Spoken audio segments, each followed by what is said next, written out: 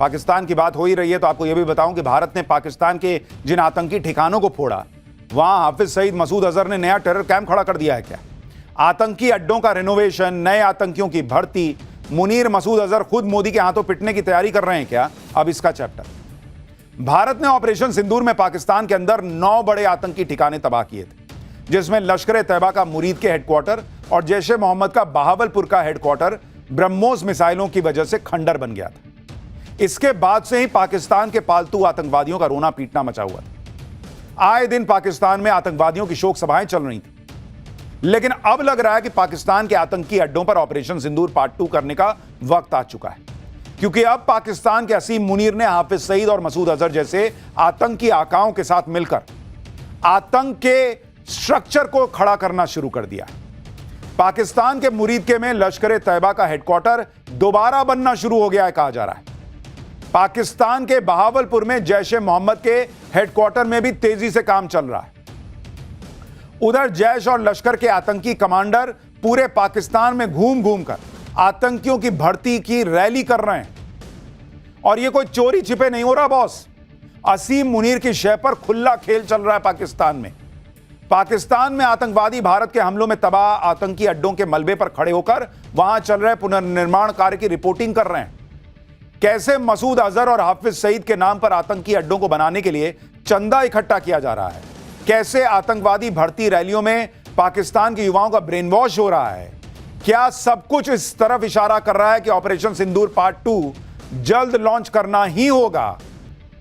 Operation सिंदूर में भारत ने पाकिस्तान में मौजूद आतंकी अड्डों को फोड़कर पाकिस्तान को जो सदमा दिया था, उसे आज तक आतंकवादी भूल नहीं पा रहे। आज भी आतंकवादियों की जमातों में इसका मातम चल रहा है। आतंकवादियों के लीडर खुलेआम कबूल कर रहे हैं कि भारत में उनके अड्डों को मलबे में बदल दिया। पाकिस्तान के पंजाब में मौजूद मुरीदके में लश्कर तैयबा का कुख्यात मरकज तैयबा कैंप भी भारतीय सेना ने तबाह किया था। और अब उसी मुरीद के कैंप के खंडरों के सामने खड़े होकर लश्कर का कमांडर कासिम कबूल कर रहा है कि वहां से आतंकियों का ट्रेनिंग कैंप ऑपरेट हो रहा था। आतंकी कमांडर धमकी दे रहा है कि अब यहां इससे भी बड़ा आतंकी कैंप बनेगा।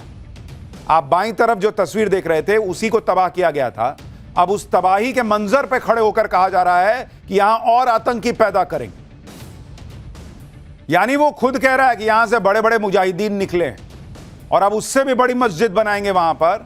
यानी एक और बड़ा टेरर कैंप खड़ा करने की बातें हो रही हैं, क्योंकि वहां मस्जिद के नाम पर वही तो चल रहा था, ब्रेन वॉश करो और वहां पर मुजाहिदीन तैयार करो। मुरीदके में जिस खंडर के सामने खड़े होकर आतंकी बड़े बड़े दावे कर रहा है, यहीं पर हाफिज सईद के आतंकी संगठन लश्कर तैयबा का हेडक्वार्टर मरकज तैयबा हुआ करता था, जिसे 7 मई की रात भारत की ब्रह्मोस मिसाइल ने उड़ा दिया था। इसके बाद अगस्त में लश्कर के इस हेडक्वार्टर को दोबारा बनाने का काम शुरू हो चुका है, जिसके लिए जेसीबी मशीन लगाकर रात के अंधेरे में लश्कर के हेडक्वार्टर की खंडर हो चुकी इमारतों को पूरी तरह गिरा दिया गया। तस्वीर देखिए कैसे जेसीबी काम कर रही है। वहां यहां दोबारा से नई बिल्डिंग का निर्माण हो सके, इसकी तैयारी चल रही है। लश्कर के हेडक्वार्टर को दोबारा बनाने के लिए पाकिस्तानी सरकार, आईएसआई और फौज की तरफ से फंडिंग हुई है। हाफिज सईद चाहता है कि फरवरी 2026 तक लश्कर का यह हेडक्वार्टर दोबारा बनकर तैयार हो जाए। लश्कर आतंकियों का चीफ ट्रेनर मौलाना अबू जर और कमांडर यूनुस शाह बुखारी इसकी निगरानी कर रहे हैं। लश्कर के हेडक्वार्टर को दोबारा से खड़ा करने में असीम मुनीर पर्सनली इंटरेस्ट भी ले रहा है। खबर तो यह भी है कि पाकिस्तान सरकार को बाढ़ राहत के लिए आईएमएफ से जो रिलीफ फंड मिला था, उसके 4 करोड़ रुपए भी धीरे से निकालकर असीम मुनीर ने मुरीदके में लश्कर हेडक्वार्टर बनाने में लगा दिए कि जाओ भाई बनाओ।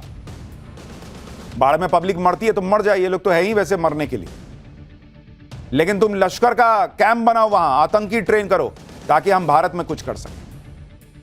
ऑपरेशन सिंदूर में तबाह हुए आतंकी ठिकानों को दोबारा से आबाद करना और बर्बाद हो चुके आतंकवादियों को पनाह देना पाकिस्तान की पॉलिसी है। भारत के हमलों में मारे गए आतंकियों के जनाजों में शिरकत करके और आतंकियों के जनाजों को कंधा देकर पाकिस्तानी फौज और हुक्मरानों ने खुद यह बात पूरी दुनिया को बता दी थी। पाकिस्तान के रक्षा मंत्री ख्वाजा आसिफ तो खुद कह चुके हैं भाई कि भारत के हमलों में बर्बाद हुए आतंकी अड्डों को दोबारा खड़ा करना उनका फर्ज है। लश्कर तैयबा और जैश ए मोहम्मद जैसे आतंकवादियों के महफूज ठिकानों को भारत ने ऑपरेशन सिंदूर में फोड़ डाला था। अब पाकिस्तान इन आतंकी अड्डों को खुलेआम फंडिंग कर रहा है और आतंकी संगठन भी चंदा इकट्ठा कर रहे हैं। आप देखिए कि ऑपरेशन सिंदूर के दौरान भारतीय सेना ने पाकिस्तान के बहावलपुर में जैश ए मोहम्मद के हेडक्वार्टर सुभान अल्लाह मस्जिद को ध्वस्त कर दिया था। अब मसूद अजहर भी जैश हेडक्वार्टर को फिर से तैयार करवा रहा है। इसके साथ ही जैश ए मोहम्मद पूरे पाकिस्तान में मस्जिदों के नाम पर 313 टेरर ट्रेनिंग कैंप भी बनवा रहा है। इसके लिए जैश ए मोहम्मद ने 391 करोड़ रुपए चंदा जुटाने का टारगेट सेट किया है, जिसका जिम्मा मसूद अजहर ने अपने भाई तलहा अल सैफ को सौंपा हुआ है कि तुम पैसा लाओ, उससे हम लोग बनाएंगे और फिर आतंकी तैयार करेंगे। आपको दिखा रहा हूं कि मस्जिदों के निर्माण के नाम पर जैश ए मोहम्मद कैसे टेरर कैंप्स के लिए चंदाखोरी में जुटा हुआ है। यह तस्वीर देखिए, यह वो चंदा रसीद है जो जैश पूरे पाकिस्तान में काट रहा है। यह चंदा रसीदें मस्जिद मरम्मत के नाम पर काटी जा रही हैं, लेकिन चंदे की रकम का इस्तेमाल जैश के अड्डे को तैयार करने में हो रहा है। लेकिन सवाल यह है कि 21,000 रुपया और 2,500 रुपया ये भिखारी पाकिस्तान में ये दे कौन रहा है? 50,000 का भी किसी ने चंदा काट दिया है कि कौन दे रहा है भाई 50,000 पाकिस्तान में, जहां आटे के लिए मार मच जाती है। चंदे के लिए जैश ए मोहम्मद अपने आका मसूद अजहर के नाम का खुलेआम इस्तेमाल कर रहा है। एक और चंदे की रसीद देखिए, इसमें बाकायदा मसूद अजहर का नाम लिखा हुआ है। उसे हजरत अमीर अल मुजाहिदीन यानी मजहबी युद्ध का नेता बताया गया है। एक तरफ पाकिस्तान में आतंकी अड्डों का रिनोवेशन और रिकंस्ट्रक्शन चल रहा है, दूसरी तरफ आतंकी संगठन खुलेआम भर्ती अभियान चला रहे हैं। जैसे ये वीडियो देखिए, पाकिस्तान के खैबर पख्तूनख्वा में जैश ए मोहम्मद ने एक बड़ी भर्ती रैली की। इसे मजहबी रैली के नाम पर आयोजित किया गया, लेकिन इसका असल मकसद जैश के शोहदाए इस्लाम ट्रेनिंग कैंप के लिए भर्ती करना था। इस रैली में युवाओं की भीड़ देखिए, जिन्हें जैश का टॉप कमांडर मसूद इलियास कश्मीरी बरगला रहा है, कट्टरपंथी भाषण देकर उनका ब्रेन वॉश कर रहा है। जरा मंच का वीडियो देखिए, इलियास कश्मीरी की सिक्योरिटी में बंदूकें लेकर गार्ड खड़े हैं, जिनमें से कुछ के चेहरों पर नकाब है जो जैश के आतंकी थे, और कुछ पाकिस्तानी फौज और पुलिस की वर्दी में भी, यानी फौज और पुलिस भी आतंकी भर्ती रैली को सुरक्षा दे रही थी। यह कोई लॉजिक है बॉस? कह रहा है कि भारत से लेकर अमेरिका से लेकर नेटो देश से लेकर रशिया तक किसी एक आदमी का जिक्र हो रहा है तो वो मसूद अजहर कर रहा है। अरे भाई, उसको टेररिस्ट के तौर पर डिस्कस किया जा रहा है। कोई उसको शांति पुरस्कार, नोबेल पुरस्कार देने के लिए डिस्कस कर रहे हैं क्या? ये तो वो वाली बात हो गई कि गली में एक कोई कुत्ता है जो सबको काट रहा है, तो फलाने बंगले से लेकर फलाने बंगले तक देख रहे हैं उस कुत्ते का जिक्र चल रहा है जो गली में सबको काटता फिर रहा। अरे भाई, वो काट रहा है इसलिए जिक्र हो रहा है, उसको कोई सम्मान थोड़ी दे रहा है, कोई घर में ले जाके पालना थोड़ी चाह रहा है। भारत के ऑपरेशन सिंदूर ने पाकिस्तान के आतंकवादियों को खून के आंसू रुला दिया, लेकिन अब जिस तरह से पाकिस्तान में असीम मुनीर और शहबाज शरीफ की शय पाकर हाफिज सईद और मौलाना मसूद अजहर सिर उठा रहे हैं, ऐसा लग रहा है कि भारत का ऑपरेशन सिंदूर जो होल्ड पर है उसे दोबारा स्टार्ट करने का वक्त जल्दी ही आने वाला है।